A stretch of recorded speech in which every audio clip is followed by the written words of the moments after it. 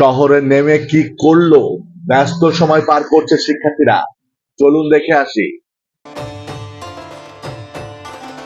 শহরের বিভিন্ন এলাকায় পরিষ্কার পরিচ্ছন্নতা কর্মসূচি পালন করেছে বৈষম্য বিরোধী ছাত্র আন্দোলনের শিক্ষার্থীরা। সকালে শহরের পায়রা চত্বর, প্রেরণা ৭১ চত্বর, হামদহ, আরাবপুর সহ কয়েকটি এলাকায় সড়ক পরিষ্কার করতে দেখা যায় তাদের।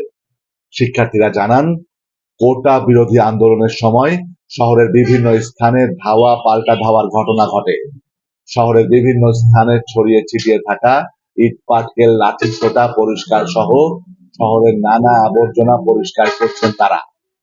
সড়কে ছড়িয়ে ছিটিয়ে থাকা বিভিন্ন ময়লা আবর্জনা সরিয়ে নিয়ে এবং ঝাড়ু ও বেলচা দিয়ে রাস্তার পাশের ময়লা, ফুটপাতে পড়ে থাকা আবর্জনা পরিষ্কার করে পৌরসভার ময়লার স্তূপে রাখা হয়।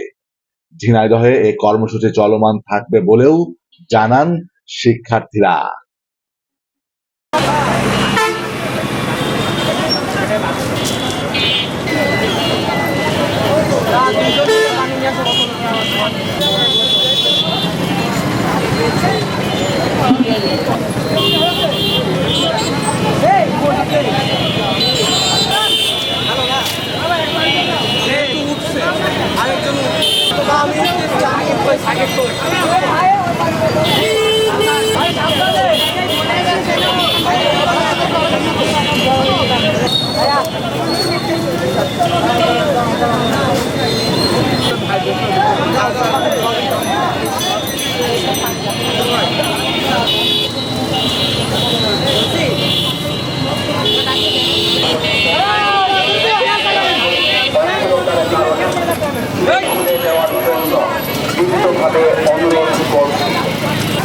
ঝিনাইদহবাসী, আসসালামু আলাইকুম।